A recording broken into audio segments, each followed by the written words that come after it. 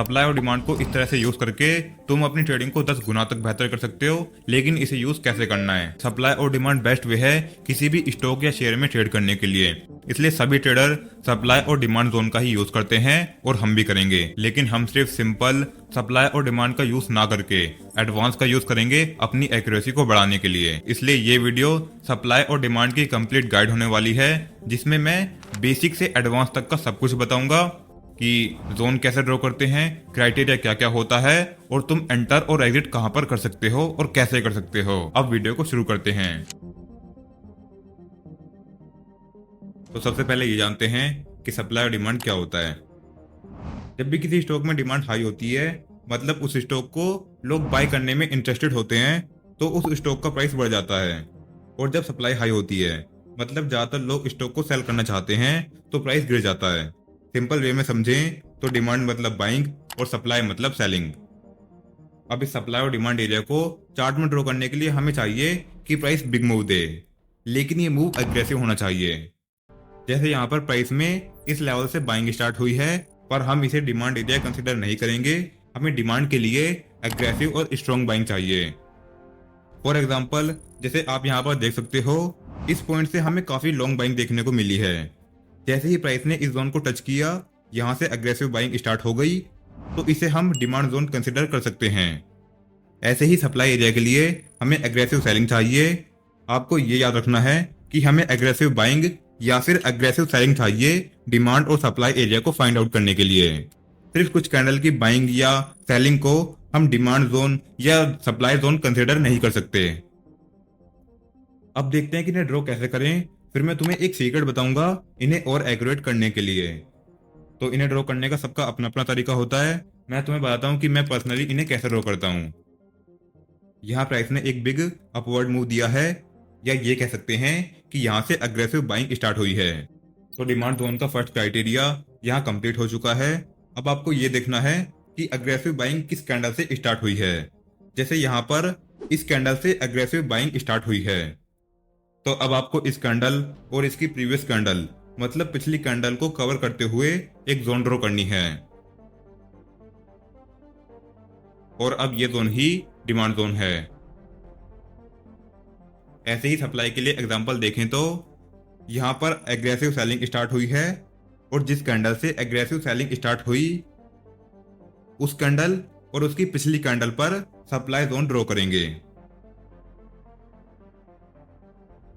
और जिस भी कैंडल से बाइंग या सेलिंग स्टार्ट हो रही है, उसकी प्रीवियस कैंडल का कलर आपको ऑपोजिट देखने को मिलेगा।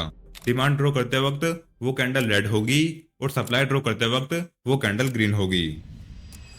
पर अभी तक हमने जितने भी डिमांड और सप्लाई एरिया ड्रॉ करे हैं, उनमें से सभी वैलिड नहीं हैं। ज्यादातर जोन इनवैलिड हैं।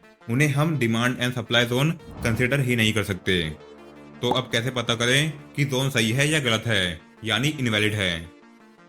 वैलिड जोन ड्रॉ करने के लिए फर्स्ट क्राइटेरिया है कि बाइंग या सेलिंग अग्रेसिव होनी चाहिए, और सेकंड ब्रेक ऑफ स्ट्रक्चर होना चाहिए।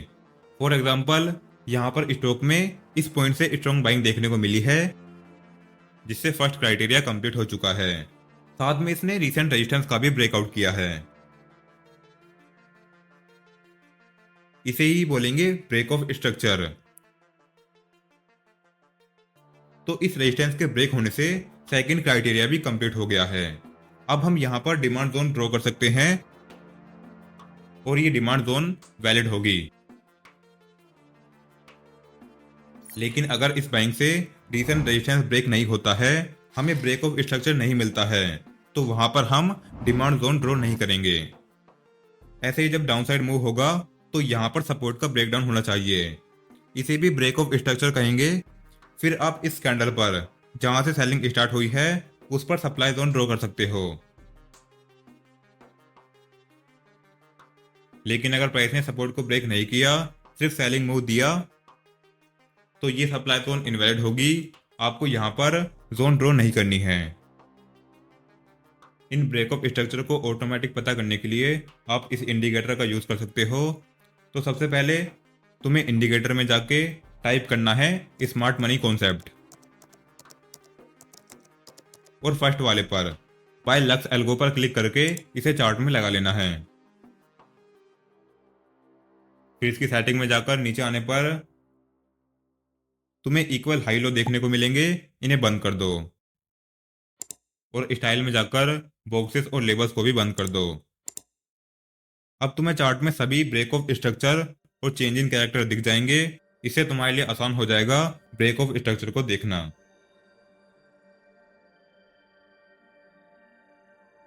अब हम देखते हैं तुम्हें इस पर एंट्री और एग्जिट कैसे करना है। फिर मैं तुम्हें इनकी सीक्रेट ट्रिक बताऊंगा। तो बाय साइड की एंट्री करने के लिए तुम्हें सबसे पहले डिमांड जोन ड्रॉ करनी है, जहां से एग्रेसिव बाइंग स्टार्ट हुई है। साथ में रीसेंट रेजिस्टेंस भी ब्रेक होना चाहिए। अब तुम्हें वेट करना है कि प्राइस फिर से इस जोन पर आए, और इस जोन पर फिर से आते ही आप एंटर कर सकते हो। इसका स्टॉप लॉस इस जोन के नीचे लगाएंगे और टारगेट लेंगे स्टॉप लॉस का डबल, यानी 1:2 रेशो का। ऐसे ही जब मार्केट सप्लाई जोन बनाकर फिर से सप्लाई जोन पर आएगा, तो आप यहाँ पर सेल साइड के लिए एंट्री बना सकते हो। और इसका स्टॉप लॉस आपको लगाना है इस सप्लाई जोन के ऊपर, और टारगेट जहां पर एग्जिट करेंगे वो सेम पहले जैसे स्टॉप लॉस का डबल या फिर रिसेंट सपोर्ट तक का। लेकिन यह भी उतना सही नहीं है जितना होना चाहिए। इस स्ट्रैटेजी को और इम्प्रूव करने के लिए मैं तुम्हें इसका सीक्रेट बताता हूँ। सीक्रेट टिप नंबर 1, तुम्हें चाहिए कि प्राइस डिमांड जोन क्रिएट करने के बाद जब दोबारा जोन पर आए तो वो स्लोली और धीरे से डिमांड जोन पर आए। मतलब दोबारा नीचे आते वक्त उसमें हाई मोमेंटम और शार्प सेलिंग नहीं होनी चाहिए। जैसे यहाँ पर मार्केट ने पहले एग्रेसिव बाइंग करके डिमांड जोन बनाई, फिर जब प्राइस दोबारा डिमांड जोन पर आया तो वो काफी धीरे धीरे नीचे आया स्मॉल कैंडल बनाते हुए और बीच बीच में कंसोलिडेट करते हुए। जितना टाइम इसे ऊपर जाने में लगा उससे कहीं ज्यादा टाइम इसे फिर से नीचे आने में लगा। लेकिन अगर प्राइस एग्रेसिव तरीके से फिर से नीचे आता है या फिर पैनिक सेलिंग होती है तो इस डिमांड जोन के ब्रेक होने के चांसेस बढ़ जाते हैं, और ऐसे में आपको इसे अवॉइड करना है, ऐसे में ट्रेड नहीं करना है। सेम सेल साइड के लिए भी अगर कम मोमेंटम के साथ स्मॉल कैंडल बनाते हुए प्राइस सप्लाई पर जाता है तो सेल कर सकते हैं। लेकिन अगर शार्प बाइंग आती है तो सप्लाई जोन ब्रेक हो सकती है, इसलिए यहां पर आपको ट्रेड अवॉइड करना है। सीक्रेट टिप नंबर 2, कि जब भी प्राइस फिर से डिमांड या सप्लाई पर जाता है तो आप बाय या सेल जब करोगे जब कंफर्मेशन मिलेगी। डिमांड पर बुलिश कंफर्मेशन मिलनी चाहिए और सप्लाई पर बेरिश कंफर्मेशन मिलनी चाहिए। अब ये कंफर्मेशन कोई कैंडलस्टिक पैटर्न भी हो सकता है, कोई चार्ट पैटर्न भी हो सकता है, और कोई सिंगल कैंडलस्टिक भी हो सकती है। जैसे यहाँ पर प्राइस डिमांड जोन पर आया और यहाँ पर आकर इसने पहले एक बुलिश पिन बार बनाई और फिर इसके ही बाद बुलिश इनगल्फिंग पैटर्न बनाया, तो यहाँ पर हम एंट्री कर सकते हैं इस कैंडल के क्लोज होने पर। यहाँ पर ऐसे ही कोई दूसरा बुलिश पैटर्न भी बन सकता है, जैसे मॉर्निंग स्टार या फिर हैमर, तो उन्हें भी हम एज ए कंफर्मेशन की तरह यूज कर सकते हैं। कैंडलस्टिक के अलावा अगर डिमांड एरिया पर कोई बुलिश चार्ट पैटर्न बनता है, जैसे यहाँ पर ये डिमांड जोन है और जब मार्केट दोबारा इस जोन पर आया तो इसने डबल बॉटम चार्ट पैटर्न बनाया जो बुलिश सिग्नल देता है, तो इसे भी हम कंफर्मेशन की तरह यूज कर सकते हैं। लेकिन अगर कैंडलस्टिक या चार्ट पैटर्न में से कुछ नहीं बना तो आप स्ट्रॉन्ग ग्रीन कैंडल पर भी बाय कर सकते हो। लेकिन वो कैंडल स्ट्रॉन्ग और बिग कैंडल होनी चाहिए, जैसे कि ये कैंडल है। सप्लाई के लिए सप्लाई जोन पर evening star, bearish pin bar या बिग रेड कैंडल बननी चाहिए, फिर उस पर हम सेल कर सकते हैं इसके ऊपर का स्टॉप लॉस लगाकर। सीक्रेट टिप नंबर 3, ये बहुत सिंपल है कि जो भी कैंडल दूसरी बार में सप्लाई और डिमांड जोन पर बनी है उसमें हाई वॉल्यूम होनी चाहिए। हाई वॉल्यूम कैसे पता करेंगे? सिंपल सेटिंग में जाके वॉल्यूम एमए को ऑन कर लो। अब अगर वॉल्यूम बार इस लाइन के ऊपर है तो वॉल्यूम हाई है, और इसके नीचे है तो लो वॉल्यूम है। जैसे इन कैंडलों में वॉल्यूम हाई है जबकि इस कैंडल में वॉल्यूम लो है। अब इस स्ट्रैटेजी का एक बार रिकैप करते हैं एग्जांपल के साथ, ताकि आपको ये सही से समझ में आ सके। जैसे यहां पर आप देख सकते हो इस पॉइंट से मार्केट में एग्रेसिव बाइंग आई है। स्टेप 1 कंप्लीट हो गया है। स्टेप 2 ब्रेक ऑफ स्ट्रक्चर, तो यहां इसने अपवर्ड मूव देते हुए अपने प्रीवियस रेजिस्टेंस को भी ब्रेक किया है।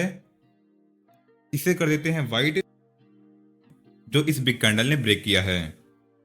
अब स्टेप 3 हमें डिमांड जोन ड्रॉ करनी है। डिमांड जोन ड्रॉ करने के लिए जिस कैंडल से बाइंग स्टार्ट हुई है उस कैंडल और उसकी प्रीवियस कैंडल जो ऑपोजिट कलर की है, इन दोनों को कवर करते हुए एक जोन ड्रॉ कर देंगे।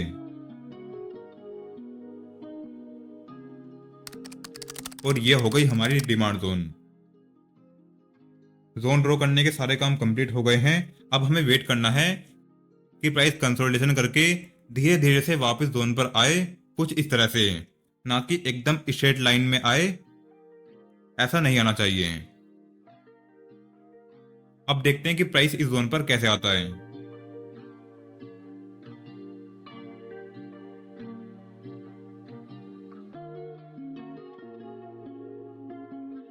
ओके, यहाँ मार्केट बहुत टाइम बाद इस डिमांड जोन के पास तो आ गया, पर इसने अभी तक इस जोन को टच नहीं किया है।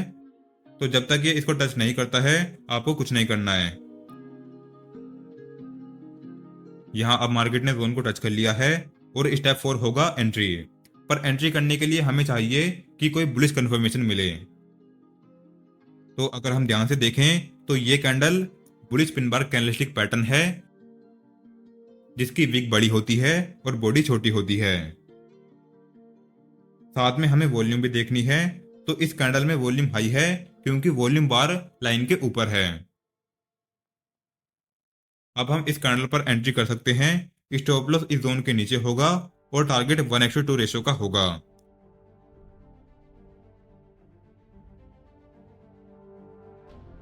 जो इस कैंडल ने बड़ी आसानी से हिट कर दिया है। लेकिन अगर हम इस जगह देखें तो यहां बाइंग भी है और ब्रेक ऑफ स्ट्रक्चर भी है। लेकिन जिस कैंडल से बाइंग स्टार्ट हुई है और उसकी प्रीवियस कैंडल में डिफरेंस काफी ज्यादा है। तो आप इतनी बड़ी जोन ना बनाकर यहां तक बना सकते हो। और फिर मार्केट कंसोलिडेशन करने के बाद इस जोन पर आया और इसने बुलिश इनगल्फिंग पैटर्न बनाया है क्योंकि ग्रीन कैंडल ने रेड कैंडल को कवर कर रखा है। साथ में इसमें वॉल्यूम भी हाई है। तो हम यहाँ एंट्री करेंगे यहां तक का ऐसा लगा के और टारगेट 1:2 का लगाएंगे। इस कैंडल ने 1:2 का टारगेट हिट कर दिया है और इसके बाद आप नेक्स्ट रेजिस्टेंस तक का टारगेट रख सकते हो। इसमें आपके स्टॉप लॉस भी हिट होंगे, ऐसा नहीं है कि सिर्फ टारगेट ही हिट होंगे। अब एक सेल साइड का एग्जांपल देखते हैं। यहां इस जगह से एग्रेसिव सेलिंग आई है और इस सेलिंग ने रिसेंट सपोर्ट को भी ब्रेक कर दिया, जिससे रिटेस्ट करके मार्केट दोबारा नीचे गया।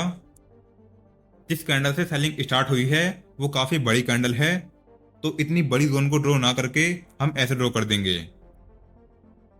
लेकिन प्रीवियस अपोजिट कलर की कैंडल को कवर जरूर करना है। फिर जब प्राइस दोबारा सप्लाई जोन पर आया तो इसने यहां पर डबल टॉप पैटर्न बनाया है।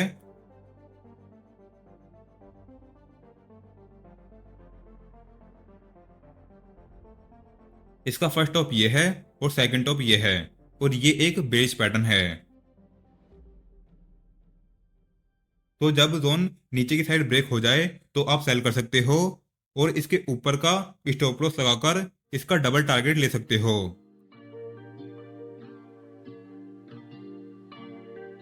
और जिस कैंडल पर हमने एंट्री करी थी उसी कैंडल ने ट्रेंड लाइन का भी ब्रेक डाउन किया है, जो हमें एक और कंफर्मेशन देता है सेल साइड की एंट्री करने के लिए। ट्रेंड लाइन को सीखने के लिए अभी इस वीडियो पर क्लिक करो और आपको डिस्क्रिप्शन में टेलीग्राम का लिंक मिल जाएगा, उसे आप ज्वाइन कर सकते हो लाइव मार्केट लर्निंग के लिए। और अगर ये वीडियो पसंद आई हो तो लाइक कर देना और चैनल को सब्सक्राइब कर लेना। मैं मिलता हूँ तुमसे अगली वीडियो में।